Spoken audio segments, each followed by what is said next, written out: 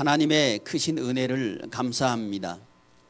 한 해를 우리에게 주시고 또 추수의 계절을 우리에게 주시고 또 감사하는 마음을 고백할 수 있는 추수감사주의를 허락하신 것 감사합니다.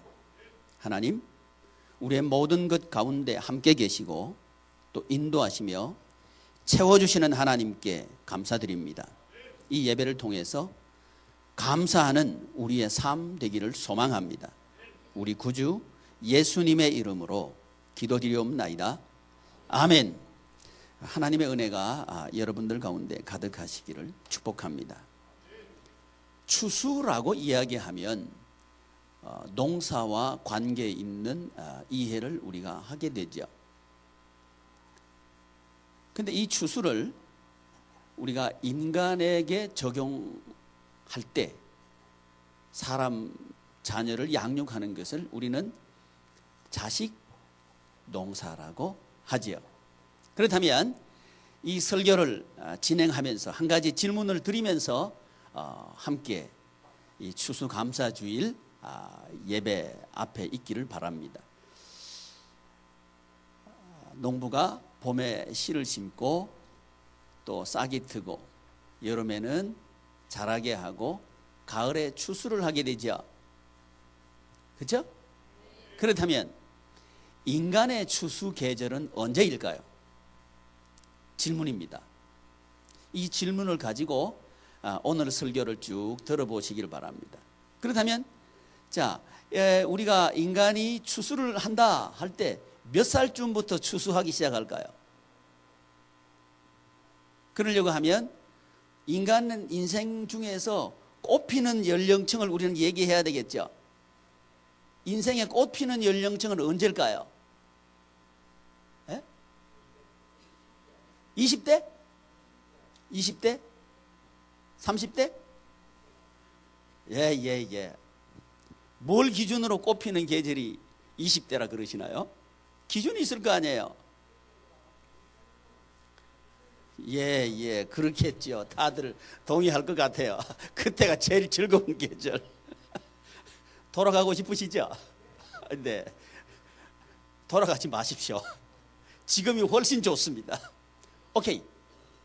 자, 우리는 제각각 인생관을 가지고 있고 또 인생이 무엇인가에 대해서 의문을 가지면서 하루하루 또 한 해를 살아가고 있다고 그렇게 여겨집니다.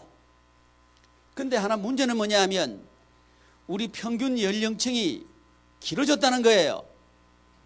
제가 어릴 때만 해도 60을 살았으면 오래 사셔가지고 회갑 잔치를 했어요. 근데 요즘 회갑 잔치하면 돌 맞죠? 왜요? 60은 노인정에 가지도 못하죠. 노인이 아니라는 얘기죠. 이제 우리가 원하든 원하지 않든 우리는 100세 시대에 살고 있습니다. 그렇다면 우리 성도님께서 말씀하신 대로 우리 인생의 클라이막스가 20대라고 하면, 우리 꽃에 비유하면 식물이 봄에 싹이 나고 여름에 자라고 가을에 꽃이 피고 가을에 열매를 맺죠. 이게 아마 꽃 피는 그때가 가을이죠.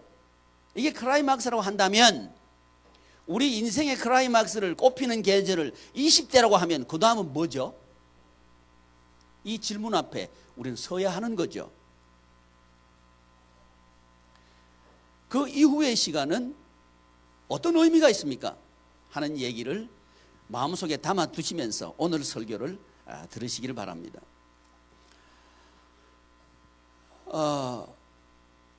꽃이 피고 열매를 맺으면 그 열매는 다시 이듬해 땅에 심고 거기서 싹이 나고 또 자라고 또 열매를 맺게 되겠죠.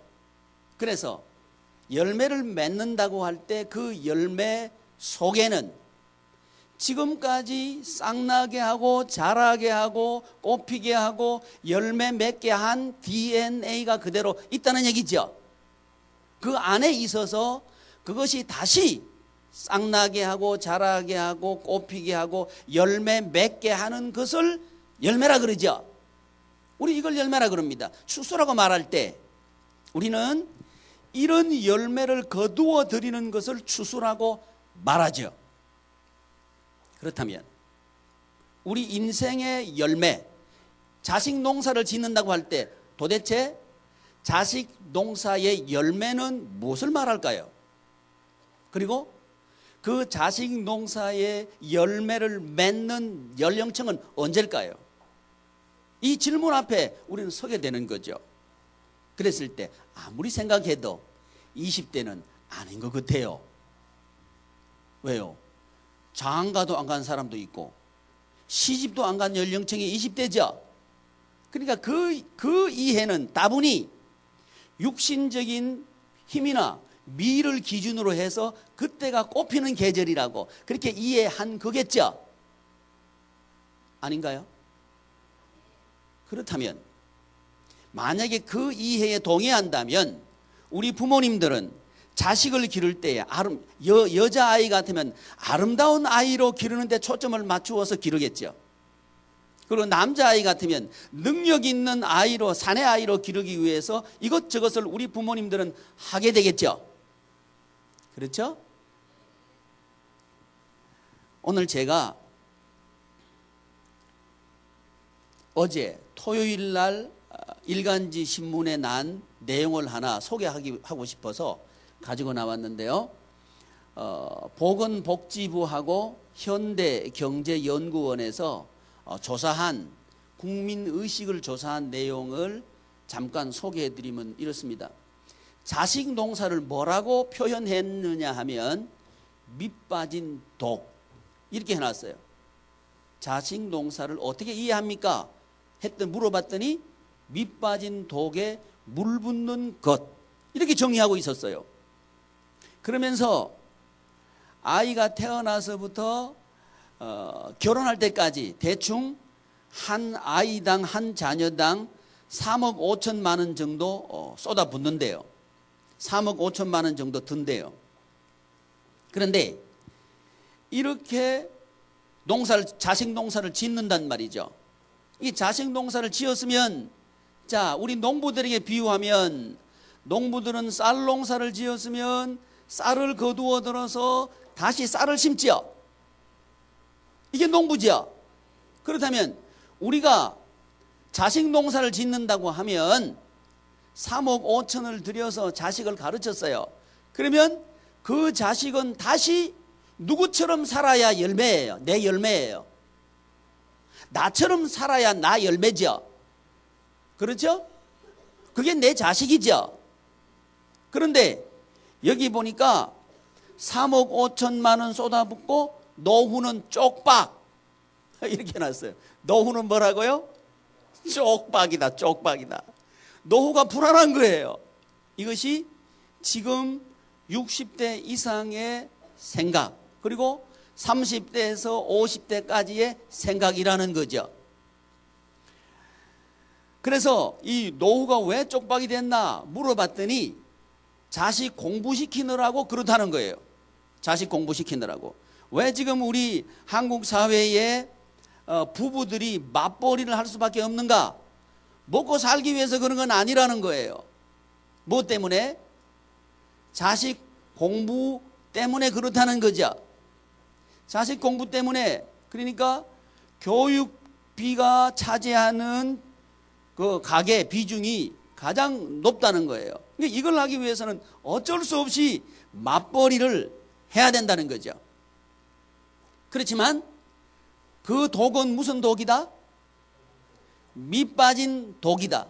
이런 이해를 공통적으로 가지고 있었어요. 그러면서 이제 노후 준비를 왜 못합니까? 물어봤더니 57.2%가 자식 공부 때문에 노후 준비할 게 없다는 거예요. 그 다음에 왜 여유롭게 살지 못합니까? 물어봤더니 25.4%가 그 이유를 자식 공부 때문에 그렇습니다. 이렇게 대답하고 있었어요. 그리고 당신의 건강을 왜 챙기지 못합니까? 그랬더니 내 건강보다 자식 공부시키는 것이 훨씬 중요하기 때문에 이렇게 대답한 사람이 13.9%입니다. 이것이 오늘 우리들의 모습이라는 거죠. 그래서 그러면 왜 그러면 공부를 시킵니까? 물어봤더니 우등생을 만들기 위해서도 아니고 다른 아이에게 뒤질까봐 학원도 보내고 또 이것저것 가외도 하고 한다는 거죠. 뒤처질까봐. 그래서 이 설문 중에 또 이런 질문을 했습니다.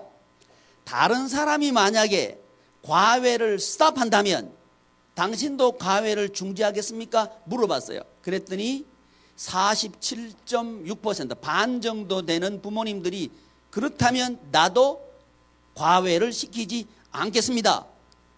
이렇게 대답하고 있었습니다. 이것이 오늘 우리들이라는 거죠. 우리 부모님들이 척박한 삶을 살 수밖에 없는 이유는 자식 농사 때문에 그렇습니다. 여기 설문조사예요. 그러면 이 자식 농사가 남는 장사가 아니고 무슨 장사다? 쪽박 차는 장사다. 이런 얘기하고 있는 거예요. 그러니까 기껏 아이들 공부시키느라고 다 투자했는데 지금 부모님들이 자녀 세대들에게 기대하는 것은 점점 기대치는 하락하고 있었습니다. 이 데이터가.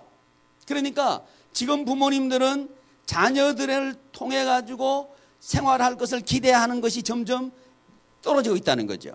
그러니까 내 노후는 누가 책임져야 된다?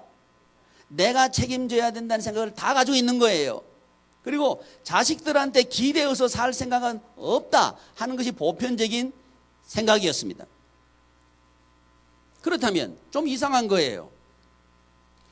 식물이 자라고 식물이 꽃이 피고 식물이 열매 맺으면 그 열매는 아주 많아져요.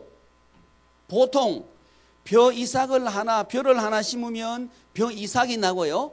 그 이삭의 보통 알갱이 숫자는 작게는 130개, 많게는 한 200개 이상 매달려요. 이게 벼예요. 좀 남아야 되죠. 이게 보통입니다. 예를 들어서 사과나무 열매를 하나 심었다. 그러면 사과나무가 싹이 나고 사과나무가 자라고 사과 열매가 맺히겠죠. 그렇지만 하나를 심었는데 100개도 되고 200개도 되는 열매들이 그 나무에 매달릴 거란 말이죠. 이게 열매의 특징이라는 거죠. 자연 계시가 우리에게 보여주는 열매의 특징은 그거라는 거죠. 그런데 똑같은 열매를 심으면 똑같은 열매가 나고 똑같은 열매가 확대되고 하는 것이 추수의 개념입니다. 그런데 자식 농사의 개념은 뭐냐? 나와 똑같은 열매를 맺기를 기대를 안 하는 거예요. 어머니들 뭐라 그래요? 너는 나처럼 살지 마라. 이런 얘기 하죠. 이거 지금 열매 맺겠다는 얘기예요? 열매 안 맺겠다는 얘기예요? 여러분, 이런 이야기들, 어머니뿐만 아니라 우린 아버지들도 그렇죠. 너 나처럼 살지 말아라. 이런 얘기를 자녀들에게 한단 말이죠. 왜 그럴까요? 그 이야기는 열매의 이 추수의 개념과는 아주 동떨어진 이야기들을 우리 부모님들은 자녀들에게 하고 있다는 거죠. 그렇다면 자식 농사라고 하는 이 농사에 대한 이해를 우리는 다시 해봐야 되고 우리 인생을 다시 한번 되짚어 봐야 된다는 거죠. 왜냐하면 우리 인생은 한 번밖에 없습니다.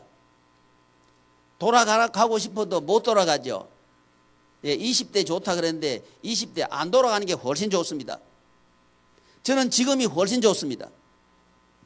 여러분은 안 좋아요? 저는 앞으로가 훨씬 기대가 됩니다. 천국 가는 게 훨씬 기대됩니다. 이게 맞는 거죠. 그래서 자식 농사를 짓는데 지금 시스템은 쪽박 차는 구조라는 거죠. 이것이 지금 한국 사회가 가지고 있는 교육의 모습입니다. 오늘 저와 여러분들이 함께 읽은 이 본문 말씀 창세기 18장 19절은 여기에 대한 하나님의 대안입니다. 그래서 저와 여러분들이 정말 자식 농사를 지으려고 하면 어떻게 해야 되는가 하는 고민을 이 시간 해보자는 거죠. 정말 그 자식을 내 자식이라고 말할 수 있으려고 하면 어떻게 해야 되는가를 우리는 말씀을 통해서 고민해 보자는 거죠. 내가 낳았다고 해서 내 아이인가? 아니라는 거죠. 지금 우리 데이터에서 쪽박이라는 거예요. 자, 보편적으로 아이를 낳으면 즐거워하죠. 또 기대를 하지요. 축하를 하지요. 잔치를 하지요. 그런데 그 아이가 장성하고 그 부모가 연령이 많아져서 노령층이 되었을 때, 그때도 여전히 그 자녀 때문에 우리는 잔치해야 하고, 우리는 즐거워해야 되고, 우리는 축복해야 되죠. 이게 맞는 거죠. 그런데 지금 우리 65세 이상 노인 인구들이 하는 얘기는 뭐냐 하면, 내가 젊었을 때는 시어머니 눈치 보고 살았고 지금은 누구 눈치 보고 살아요? 남자들은 대답하지 말아요. 지금은 누구 눈치 보고 살 수밖에 없어요? 며느리 눈치 보고 살 수밖에 없는, 아이고 내 팔자야.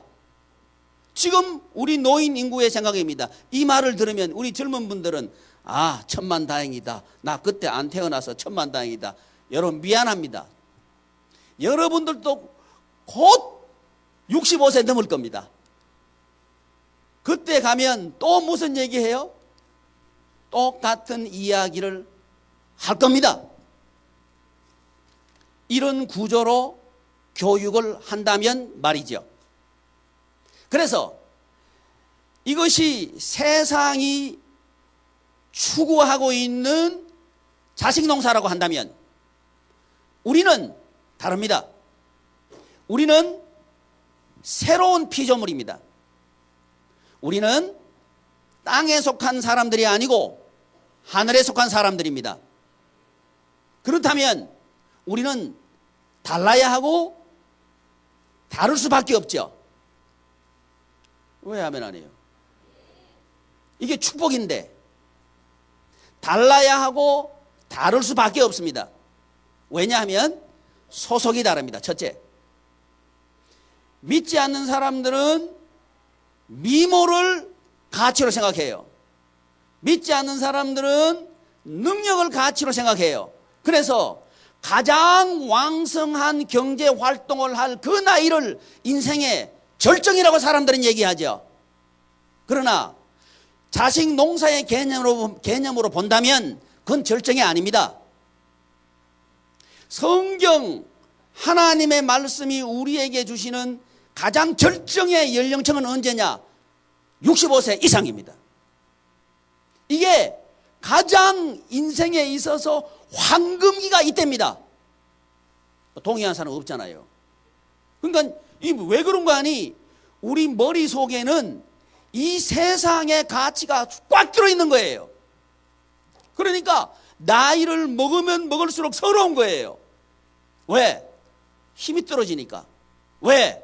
돈을 벌 수 있는 그런 능력이 점점 약해지니까 서러운 거예요. 이 세상의 가치는 뭐냐 하면 소유입니다. 그러니까 더 많은 소유를 가질 수 있는 힘이 많은 그 시대를 클라이막스 절정이라고 사람들은 얘기하겠죠. 이 세상 사람들은. 그러나 저와 여러분들은 이 세상에 살고 있지만 땅에 속한 사람이 아니고 하늘에 속한 사람입니다. 하늘에 속한 사람의 절정기는 언제냐? 이제 열매 맺을 때가 절정기라는 거죠. 그럼 열매는 언제 맺는가? 나와 같은 내 아이를 만들고 내 자녀를 만들고 내 자녀가 나와 같은 인생을 살도록 하는 그 나이가 황금기라는 거죠. 그 나이가 언제냐 하면 이 세상 사람들이 말하는 노인인구입니다. 그러므로 우리는 인생을 살면 살수록 클라이막스를 향해서 가고 있다는 사실을 믿으십시오. 그렇게 하려고 하면 우리는 한 가지 거부해야 되는 게 하나 있습니다. 그건 뭐냐 하면 가치에 대한 거부입니다. 이 세상 가치에 대한 거부를 첫째 해야 합니다. 인생은 돈을 모으기 위해서 사는 게 아닙니다. 그렇다면 인생은 왜 살까요? 그것은 하나님의 나라를 확장하기 위해서 삽니다. 이걸 다른 말로 하면 하나님의 영광을 드러내기 위해서 삽니다. 그런데 이것이 우리 인간에게 있어서는 가장 행복하다는 거죠. 이 구조, 제가 두 번째 말씀드리는 건 뭐냐, 첫 번째는 가치를 정립하십시오 하는 얘기를 말씀을 드렸고요. 두 번째는 이 가치를 정립하기 위해서는 이 가치가 지속적으로 반복되고 확장되고 하기 위해서는 구조를 가지고 있어야 된다는 거죠. 일회성에 끝나는 게 아니고 지속 반복 확장되려고 하면 그 구조를 가지고 있어야 된다는 시스템을 가지고 있어야 된다는 거죠. 그러니까 첫 번째는 가치를 정립하는데, 이 세상 가치는 소유가 가치라고 한다면 우리는 하나님의 나라가 가치입니다. 뭐가 가치라고요? 하나님의 나라가 가치입니다. 이 가치를 이 시간 저와 여러분들이 확립하고 공유하기를 바라는 거죠. 그것이 교회입니다. 하나님의 나라를 위해서 하나님께서 설립하신 축복의 기관이 교회입니다. 그러므로 교회는 세상의 가치가 이 교회를 지배해서는 안 됩니다. 이 세상의 가치가 교회를 지배하게 해서도 안 됩니다. 따라서 좋은 교회는 어떤 교회냐?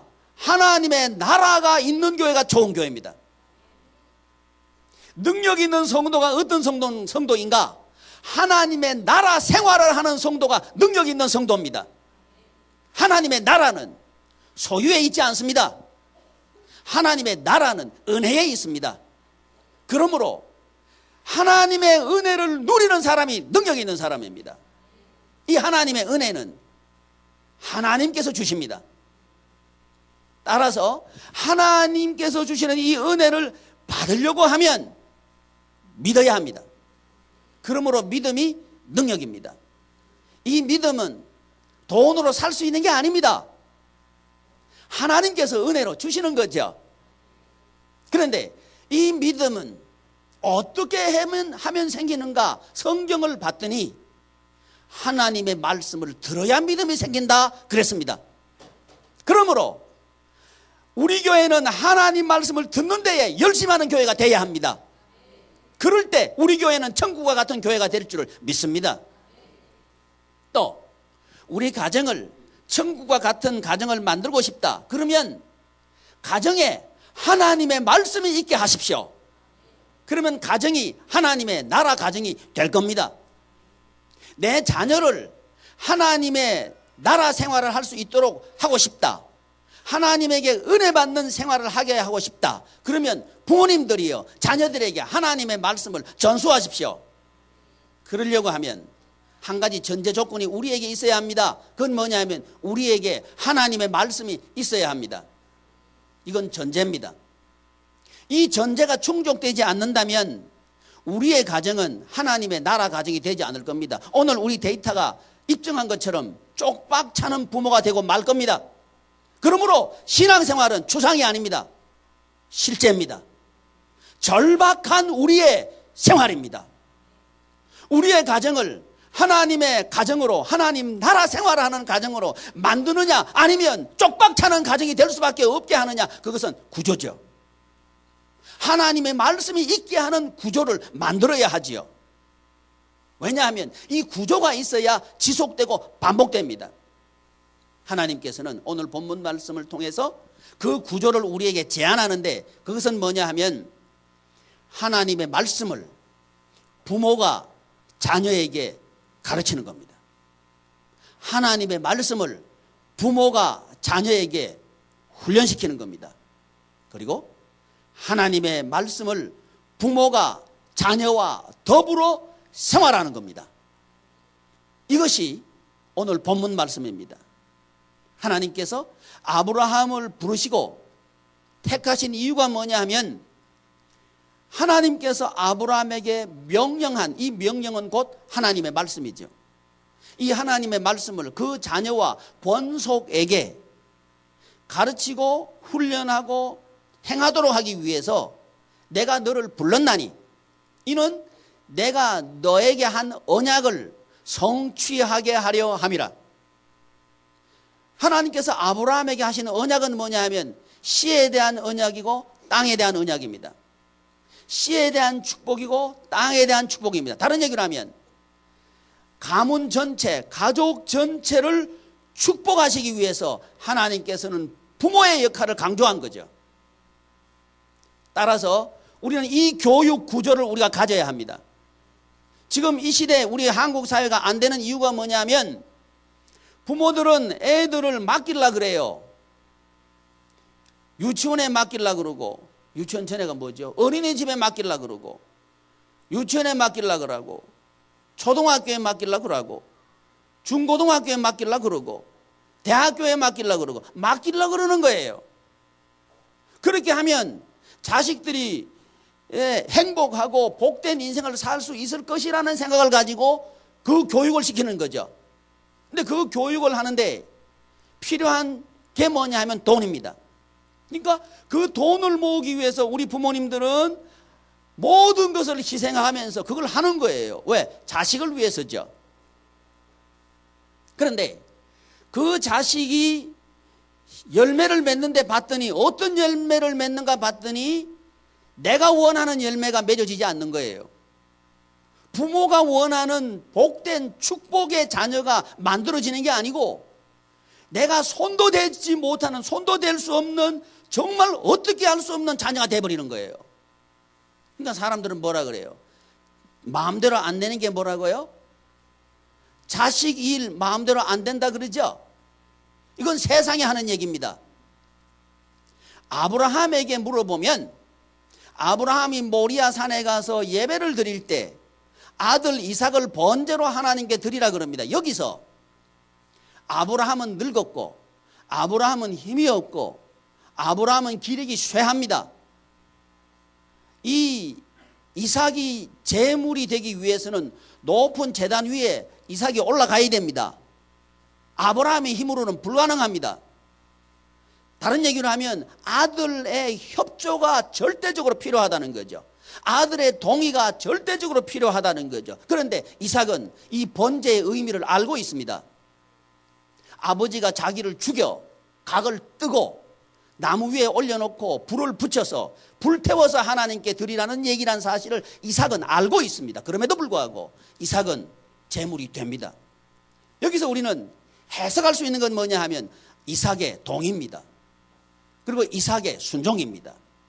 이것이 아브라함과 이삭 사이에 연결된 관계입니다. 이 관계가 교육의 핵심이라는 거죠. 지식을 전달하는 게 아니라 관계가 교육의 핵심이라는 거죠. 이 관계의 어떠함이 나타난 것이 모리아산 예배입니다. 이 예배를 통해서 아버지는 자기 생명보다도 소중한 아들을 하나님께 드리려고 그러고 아들은 자기 생명을 아버지의 말씀에 순종해서 드리려고 그러고 이것이 이 가정의 부자지간의 관계입니다. 이 관계가 천국 관계이며 천국 생활을 하게 하는 교육적인 시스템이라는 거죠. 이것을 하나님께서는 아브라함에게 주신 겁니다. 여러분, 이것이 가정입니다. 하나님께 드리는 예배를 위해서 하나님의 영광을 위해서 부자가 완벽하게 하나가 될 수 있는 가정, 그 가정이 아브라함 가정이었습니다. 이 이야기를 들으시면 그 이야기는 아브라함의 이야기가 아닙니까? 우리는 그렇게 말할지도 모르겠습니다. 그러나 이 데이터를 보면 그 이야기는 아브라함 시대 수천 년 전에 하나님께 주신 대안이 아닙니까 하는 말이 무색하게 될 겁니다. 뭐냐 하면 지금 이 신문은 2012년 OECD에서 자체 조사한 겁니다. 자체 조사를 했는데 어린이들을 대상으로 해가지고 행복 지수를 조사한 이 데이터입니다. 그때 총 8나라를 조사를 했는데 그 중에 우리나라가 7등입니다. 8나라 중에서 우리나라 아이들이 행복합니다. 이렇게 대답한 것이 7등이라는 거죠. 우리보다 못한 나라는 우간다밖에 없어요. 우간다 아시죠? 모르셔도 할 수 없어요. 우간다. 우리보다 좀 한 단계 앞선 나라가 알제리입니다. 알제리에 사는 아이들이 우리나라 아이들보다 훨씬 행복하다는 거죠. 근데 그 이유를 경제적으로는 풍족하지만 심리적으로는 빈곤하다. 이것이 그 이유였습니다. 괜찮은 옷, 컴퓨터, 인터넷, 휴대전화 평균보다 훨씬 많이 가졌지만 행복하지 않다고 우리 아이들은 생각을 한다는 거죠. 그런데 1등을 한 나라가 스웨덴입니다. 그리고 이스라엘이 2위인데 스웨덴과 이스라엘의 공통점이 뭐냐 하면 스페인과 이스라엘의 공통점이 뭐냐 하면 대가족 문화 덕분 이렇게 해놓은 거예요. 대가족 2012년 조사입니다. 그러니까 이 대가족 문화가 아브라함 시스템이에요. 근데 이 구조가 옛날의 구닥다리 구조가 아니고 2012년 지금 현대 21세기에 여전히 최고의 행복을 가져다 주는 구조라는 거죠. 이것이 입증됐습니다. 그리고 우리 한국 사람들은 한국인 젊은 사람들입니다. 젊은 사람들의 삶의 질에 대해서 조사를 했는데 OECD 36개 나라 중에서 우리나라가 27등입니다. 지난해보다 3단계가 내려앉은 수치입니다. 그런데 그 이유들을 이렇게 보니까 가장 낮은 점수를 차지한 게 공동체 의식이었습니다. 공동체 의식. 10점 만점에서 우리나라 사람들이 느끼는 공동체 의식은 1.6점입니다. 우리들이에요, 우리들. 그러니까 뭘 가장 우리 사회가 버거워하느냐 하면 함께 있는 걸 제일 버거워한다는 거죠. 그러니까 함께 있는 문화가 붕괴된 사회가 한국입니다. 우리라는 거죠. 그런데 놀랍게도 이 사회를 살고 있는 어린아이들도 나는 불행합니다. 이 사회를 살고 있는 중장년층도 우리는 불행합니다. 그리고 이 사회를 살고 있는 노년층도 우리는 불행합니다. 이렇게 공통적으로 대답하고 있었다는 겁니다. 그 이유가 뭘까요? 이 데이터에 의하면 어린아이들은 대가족 문화를 누리지 못하는 거죠. 여러분, 부모님들은 자녀를 양육하느라고 아주 넉넉하고 잔잔한 사랑이나 정을 주기에는 적합하지 않습니다. 그 정은 누가 줄 수 있느냐 하면 할아버지, 할머니가 줄 수 있는 거예요. 제 기억으로도 우리 할머니 하면 늘 제 머릿속에 기억나는 건 뭐냐 하면 이맘때 항상 우리 할머니에게 가면요 홍시가 준비되어 있습니다. 그래서 할머니 이꼴은 홍시예요. 그것이 제게 얼마나 인생을 살아가는데 행복한 자산인지 몰라요. 이런 자산을 우리의 아이들은 지금 빼앗기고 있는 거예요. 이것이 얼마나 소중한가를 우리 한국 사회는 망각하고 있는 거예요. 이것을 회복하려고 하면 대안은 교회입니다.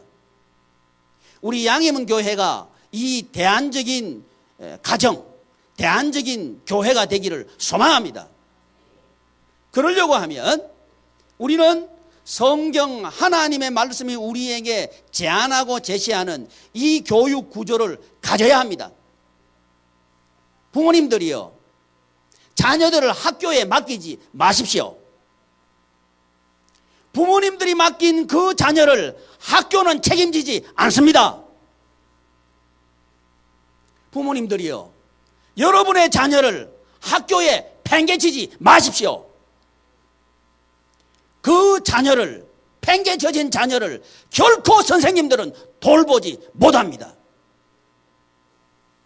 왜냐하면 하나님께서 우리에게 주신 자녀는 우리 보고 축복하라고 하십니다. 이 축복의 구조가 아브라함 구조입니다. 이 아브라함 축복 구조가 우리 양해문 가문들마다 구조화되기를 축복합니다. 그러려고 하면 우리는 각오하고 결심해야 합니다. 하나님, 나에게 하나님의 말씀을 들려 주시옵소서. 결단해야 합니다. 부모님들 손에 말씀이 들려 있어야 합니다. 부모님들 입에 말씀이 나가야 합니다. 부모님들의 생각에 말씀이 있어야 합니다. 그럴 때 우리의 아이들은 부모님들을 보고 배웁니다. 교육은 사람이 하는 겁니다. 교육은 책이 하는 게 아니고 사람이 합니다. 아무리 이 성경 하나님의 말씀이 능력이 있지만 이 하나님의 말씀을 전수하는 부모님이 성경의 사람이 되어 있어야 이 교육은 가능해집니다. 그러므로 여러분, 내 자녀의 미래는 바로 부모에게 있습니다. 내 자녀의 미래를 활짝 열어줄 사람도 부모밖에 없습니다. 아쉽게도 내 자녀의 미래를 막아버리는 존재도 부모입니다. 이것이 하나님께서 부모에게 주신 위치입니다. 부모는 축복의 도구입니다. 축복의 도구가 축복할 수 있는 게 있어야 합니다. 이것을 지금 우리 크리스찬들은 학교에다가 위임해버렸어요. 아니, 던져버렸어요. 그러니까 우리 아이들은 크리스찬인데도 불구하고 학교에 가서 하나님의 나라 생활을 못하는 거죠. 또 우리 성도님들도 그 아이들 돈 대느라고 천국 생활 못하는 거죠. 제가 한번 제안해 보겠습니다. 여러분들의 지출 중에서 80%만 세이빙 된다면 여러분의 삶은, 우리의 삶은 훨씬 넉넉하고 훨씬 풍요롭고 훨씬 자유로울 수 있겠죠. 그 구조가 하나님께서 우리에게 주신 교육 구조입니다. 쪽박이 아니고 대박입니다. 대박 나는 노년층을 살 수 있습니다. 가면 갈수록 최고의 인생을 살 수 있습니다. 그게 성경입니다. 이 사실을 믿으십시오. 믿는다면 하나님께서 함께 하십니다. 아브라함과 함께 하셨던 것처럼 우리와 함께 하실 겁니다. 아브라함에게 함께 하시는 하나님은 부활의 하나님입니다. 죽은 태에서 씨를 주시는 하나님, 그 하나님은 여전히 죽은 것 같은 우리의 가정을 살려내실 줄을 믿습니다. 무엇을 통해서? 우리가 하나님의 말씀을 우리의 자녀들에게 전수하는 것을 통해서. 기도하겠습니다. 존귀하신 하나님, 하나님의 크신 은혜를 감사합니다. 추수감사주의를 통해서 하나님께서 주신 자식농사 풍년추수의 비법을 가르쳐 주신 것을 감사합니다. 하나님, 바라고 원하는 것은 우리 양해문 가족들이 아브라함 교육 구조를 가지게 하여 주시고 그 교육을 함으로 부모도 자유롭고 할아버지 할머니도 행복하고 손자 손녀도 복된 우리 성도님들 다 되게 하여 주시옵소서. 우리 주님 예수님의 이름으로